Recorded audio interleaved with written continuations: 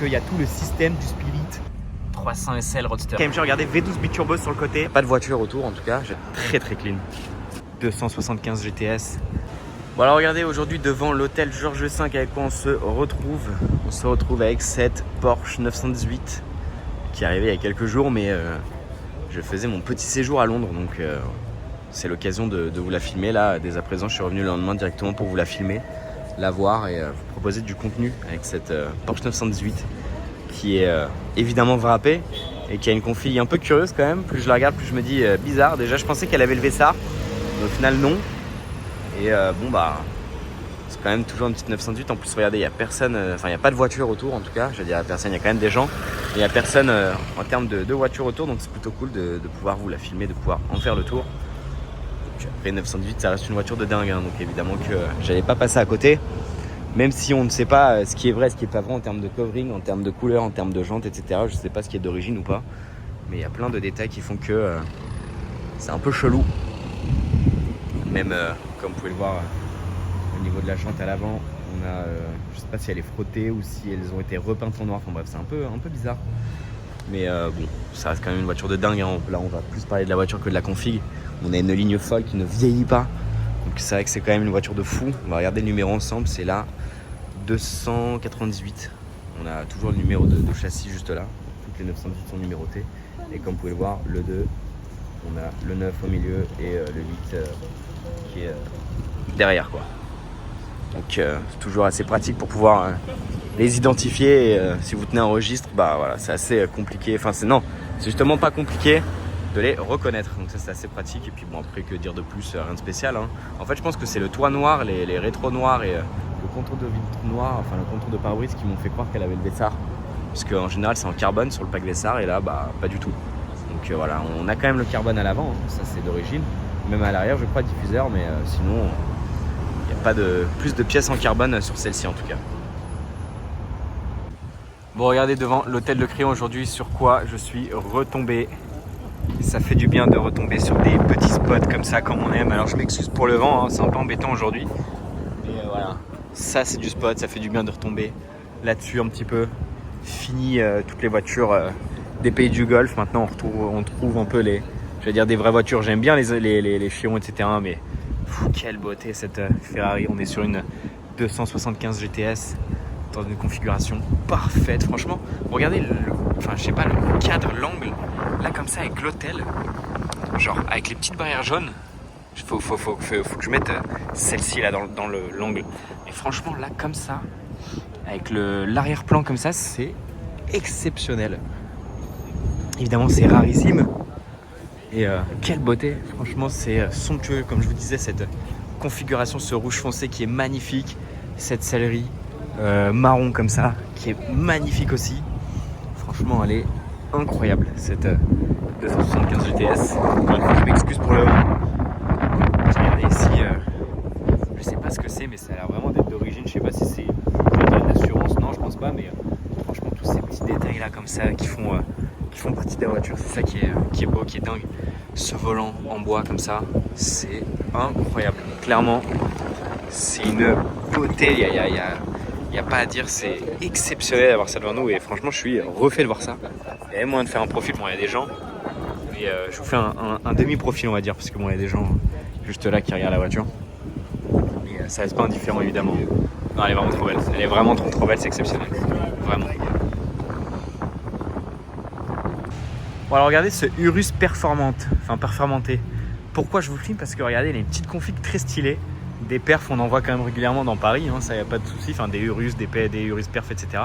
Mais celui-là il y a quand même une petite config stylée, ce petit vert un petit peu discret, sympa, petite jante dorée, étrier orange avec l'intérieur orange. Franchement il est bien stylé, puis évidemment on a la plaque qui va bien, Urus P. Puis on a tout le carbone à l'arrière et sur le côté, enfin partout quoi. Je sais pas si c'est d'origine sur les perfs, on a le béquet aussi. J'avoue qu'en vrai je dis ça, mais peut-être que c'est d'origine sur les perfs. En tout cas bien stylé, on a aussi le capot carbone que j'avais pas vu. Donc voilà, je vous filme jamais des Urus parce que bon, on en voit quand même régulièrement dans Paris. C'est pas la plus belle voiture du monde, mais la petite config, donc ça vaut le coup. Bon alors regardez devant le Lutetia avec quoi on se retrouve juste ici. Cette magnifique 911 ST Elle est très belle celle-ci parce que regardez, elle est toute noire et elle a pas de sticker, elle a rien, elle est clean, vraiment très clean. Et en plus elle a les jantes blanches, donc vraiment le combo est vraiment dingue. En plus la petite plaque ST qui va bien. Mais franchement, petite beauté, pépite. Juste ici, avec cet intérieur de dingue, on a ici la petite plaque qui rappelle du coup que c'est une ST, on voit le numéro, j'arrive même pas à lire, le 477 sur 1963 je crois, qui est du coup l'année, si je dis pas de bêtises, du début de la 911. Peut-être que je dis n'importe quoi, mais si je crois que c'est ça. Mais très stylé. Et oui, de toute façon, en plus j'avais déjà expliqué sur la première que j'avais vue, on a le petit badge juste ici. Donc il n'y a pas d'erreur à avoir, c'était pour les 60 ans. Donc pas de doute. Et puis je me souviens, celle que j'avais vue devant l'avenue, je l'avais vue d'ailleurs très tôt, enfin la voiture était sortie assez récemment, je l'avais déjà vue. Elle était en plaque anglaise et je vous avais expliqué un petit peu l'histoire, donc bref. Mais très stylée celle-ci, avec les petits badges dorés du coup qui rappellent les anciennes 911. Et évidemment du coup comme je vous disais, cette sellerie qui est très belle d'ailleurs. Regardez là le détail comme ça, là c'est super beau. Et sans bande, sans rien, elle est très clean. Bon, alors regardez devant le coste, on a cette magnifique Porsche 964 Turbo que je vous ai déjà filmé plusieurs fois, mais toujours un plaisir de la revoir. Je vais vous en faire le tour tranquillement avec la sellerie jaune qui match la carrosserie. Elle est vraiment trop stylée celle-ci. Bon, regardez devant le Plaza ici, on a une McLaren 750S. En vrai, c'est assez récent, je vous en ai pas beaucoup filmé. Là-bas, on a une SF, celle que je vous ai filmée cet été qui est revenue. Et là-bas, on a un petit clagé très stylé que j'avais jamais vu, avec des petites jantes comme ça et les liserés rouges. Et surtout, on a à l'intérieur tout rouge. Un peu cool quand même. Alors, franchement, on commence à en voir des pur sangués. Je vous les filme pas tous. Mais celui-là, petit gris, gris clair mat, il est vraiment stylé. Enfin, la teinte de gris me plaît beaucoup. Et puis, petite plaque personnalisée, ça fait toujours plaisir sur des plaques belges comme ça. Donc, je me suis dit, allez, petit plan vidéo. En plus, il a tout le pack carbone. Donc, c'est sûr que des full black, je vais pas vous les filmer. Parce que, selon moi, ça n'a pas trop d'intérêt. Mais une petite config qui est tout aussi discrète. Hein. Elle a juste l'intérieur un peu jaune, enfin, les liserés et tout. Mais bien stylé comme ça. Bien stylé. Bon, regardez juste à côté du Prince de Galles, je vous filme ce clagé parce que déjà c'est les tout derniers. Regardez, il a même pas de plaque. Genre le truc il doit être tout neuf. Regardez, il a les nouveaux volants, etc. D'ailleurs un très bel intérieur, crème comme ça, très stylé. Et comme vous pouvez le voir à l'avant, c'est un nouveau avec du coup les petites ailettes là qui sont vachement différenciables par rapport au G63 actuel. Mais très stylé. En vrai, c'est une petite mise à jour. Qui est pas déconnante, c'est pas flagrant, mais pourquoi pas au final. Moi je vous le filme aussi parce qu'il n'y a pas de plaque, donc c'est assez stylé. Après j'en ai déjà vu des nouveaux et on va sûrement en voir énormément dans le futur, donc c'est pas trop un souci. Je me fais pas de mouron sur le fait qu'on va en voir plus tard. Bon, regardez-moi le flex ultime, ce clagé Brabus que je vous ai déjà filmé récemment. Quand on voit le pur sangué derrière. Bon, alors regardez, rue François 1er, cette magnifique DBS Super Edgera, toute rouge, très rare, avec le toit couleur carrosserie, puis ce rouge qui est très beau. Dommage les jantes noires, mais elle est très stylée cette DBS. En plus elle a les feux rouges à l'arrière comme ça là. Franchement elle est bien cool. On a tout le carbone en bas aussi. Je pense que ça c'est d'origine, hein, mais ça change une voiture quand même, une config, une couleur comme ça. Hein. J'ai l'impression que je l'ai jamais vue cette voiture. Enfin la DBS, hein, je parle du modèle. Celle-ci en particulier, j'ai jamais vue en tout rouge, hein, mais même une DBS, j'ai l'impression que j'en ai jamais vu. Du coup, ça change tout. Genre, c'est impressionnant, vraiment. Alors là, il y a quelqu'un qui est en train de balayer avec un aspirateur électrique un trottoir, pourquoi pas. Et ici, on a une DB12 volante. Là, maintenant, c'est une DB11. Ça, c'est vraiment trop aussi. Bon alors regardez, énorme rareté, SL 65 AMG, regardez V12 biturbo sur le côté. On a le badge 65 à droite, incroyable. Bon regardez devant le Plaza Athénée, on a toujours les mêmes voitures. Regardez d'ailleurs, on a une S680, je la filme parce que c'est quand même assez rare en plaque slovaque en plus. Mais bon, S680 on n'en voit pas souvent. Mais on a du coup le retour de ces voitures là, parce qu'il faut savoir qu'elles sont parties entre temps. Mais là vu que c'est la Fashion Week au moment où je vous fais ce plan vidéo, bah voilà, du coup elles sont revenues. On a la SF90XX, on a la Revuelto, on a la GT3 RS, évidemment un Bentayga, tout au fond on a un Cullinan aussi qui font partie de toute la même team. Mais moi je vous fais ce plan pour vous filmer cette jolie 812, j'allais dire très belle, mais elle a des jantes noires, elle a des étriers rouges assez classiques, elle a un intérieur noir. Je regardais parce qu'il y avait des reflets, mais en fait c'est juste les ceintures. Mais par contre le rouge est somptueux. Et comme vous pouvez le voir ici, pour ceux qui ont un œil aguerri, on a ici l'US-PEC. Et vous allez voir à l'arrière, elle nous vient du coup de loin. Parce que regardez, elle nous vient de Floride. Avec une petite plaque personnalisée, un peu stylée. Donc voilà, petite 812 GTS, très très belle. Enfin la couleur est vraiment incroyable. Moi si je devais choisir une Ferrari, enfin si je devais acheter même une 812, ça serait soit ce rouge, soit un beau gris clair, un petit Argento Nürburgring ou un truc comme ça. Mais ce rouge là, il est somptueux. Franchement, ça la rend belle, hein, tout simplement, hein, parce que sinon elle serait assez classique avec les jantes noires et tout. Mais là, comme ça là, qu'est-ce qu'elle est belle, qu'est-ce que cette couleur est dingue. On a évidemment tout le carbone. Juste là, je sais pas si ça se voit bien, mais tout est en carbone, même du coup le bas de caisse. Et comme je vous dis, on a un intérieur noir. On a juste quelques petits détails rouges, on a les surpiqûres et les ceintures. On a quand même la partie basse de l'intérieur, je sais pas si ça se voit bien, mais on a la partie basse en rouge, ça j'avais pas vu.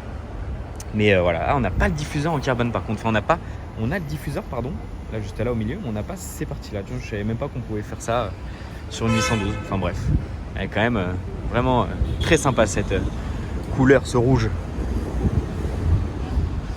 Bon, regardez les gars, sur quoi on vient de retomber. Mercedes 300 SL Roadster. Incroyable. D'ailleurs, en bonne compagnie, MGT Roadster.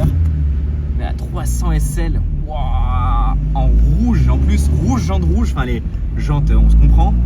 Wow, elle est incroyable.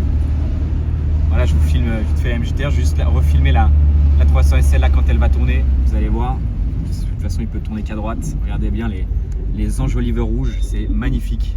Je filme la MGTR tant qu'on est là. Mais incroyable. Là, le petit choc du samedi, on était zéro prêt à ça. Regardez là. Oh là là, la classe à l'état pur.